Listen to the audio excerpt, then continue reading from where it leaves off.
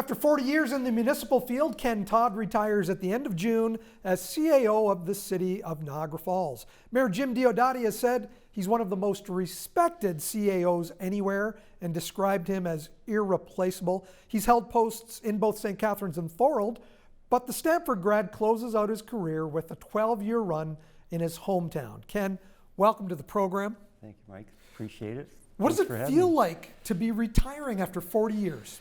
Well, honestly, I didn't think I'd work till I was 65.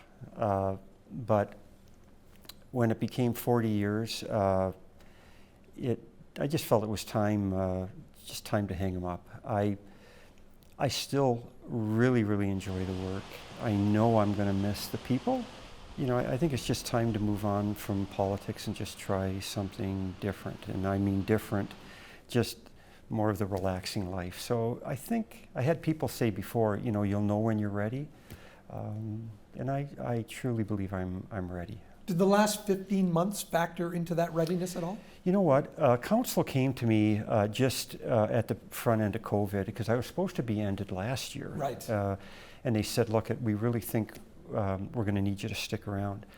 You know, not knowing what COVID was about at that time, I think, oh yeah, this will last a few months and then I can kind of close out my career nicely over the next few months. And here we are still in it. And I feel bad about leaving, but I can tell you this, our staff that are working on all of the COVID-related issues, they've been just tremendous during this pandemic. I am so proud of them. They didn't panic, they didn't flinch, they never complained, they did their work, and boy, I just can't tell you how proud. And you know, one day I remember sitting on a call and they were all just feeding in information about what we're going to do and how we're going to address the latest Ford announcement. And at the end of the call, I thought, they don't need me anymore. Man, they just nailed this, so I think I can leave now. Well, that's a perfect time to leave. Yeah. When you look at these last 15 months, what are some of the biggest challenges that you faced as a chief administrative officer?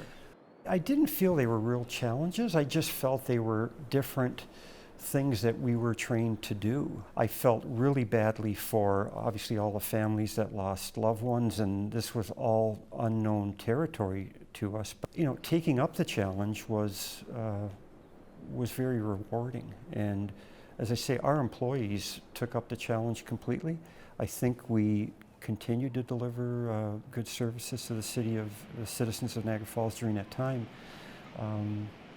But there will be lessons learned that we can carry on. If we ever face this again, we'll be much, much better prepared if another pandemic or situation like this comes around.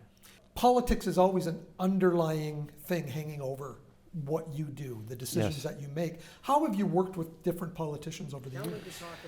Okay, so 8 mayors, 13 councils, and I believe it was around 145 or 50 politicians, and they're all different. They all have their own, political ways.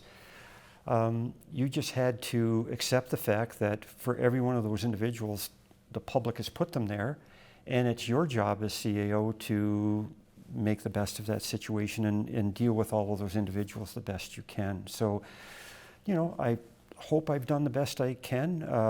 You know, it wasn't always perfect, and there always were conflicts here and there, but I would say on the whole, very, very rewarding. And most of the councillors I've dealt with over the years have had their heart in the right place to serve the residents of that community.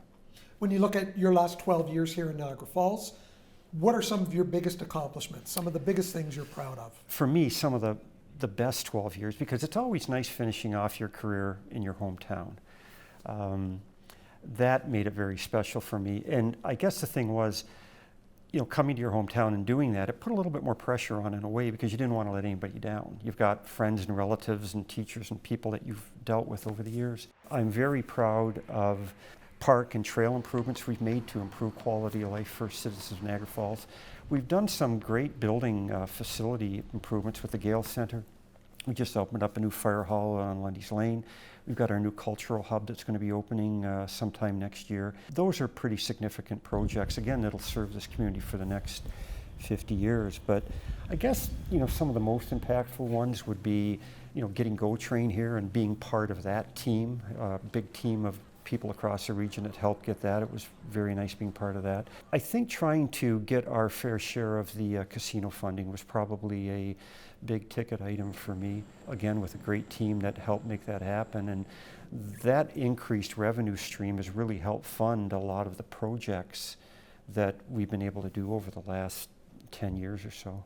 What are the issues that your successor as CAO will be facing in the next 5, 10, 20 years? Well, we've had a really good series of transition meetings with Jason Burgess, who's the new CAO, and we've highlighted some of those topics.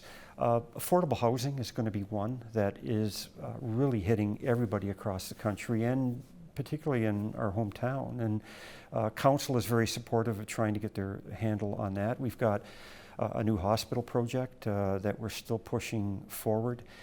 Just coming out of the pandemic and just making sure that finances get solidified. We still have to rebound from the casino funding, and it'll be a way to manage that over the next few years. What are your plans in retirement? Well, have grandchildren and more grandchildren on the way, and I'm just going to take it easy for a bit. Our son's getting married next week. We're going to celebrate there. Just having the children, we have 4 grown children, and just having them all fairly close at hand. I'm just going to spend some really solid family time, and then we'll figure it out. I have volunteer work to do. My wife Judy, chair of the soup kitchen in Niagara Falls, she'll probably be keeping me very busy with some volunteering there as well. So they've done a great job through the pandemic. Thanks for joining us today. On behalf of everybody here at YourTV, congratulations on your retirement. Thank you very much. And thanks to all the citizens of Niagara Falls for giving me the opportunity to do this for the last 12 years. And the employees, thank you so much. I couldn't have done this without you. You're some of the greatest employees in both St. Catharines, Thorold, Niagara Falls that I've worked with. Thank you for all of that over the last 40 years.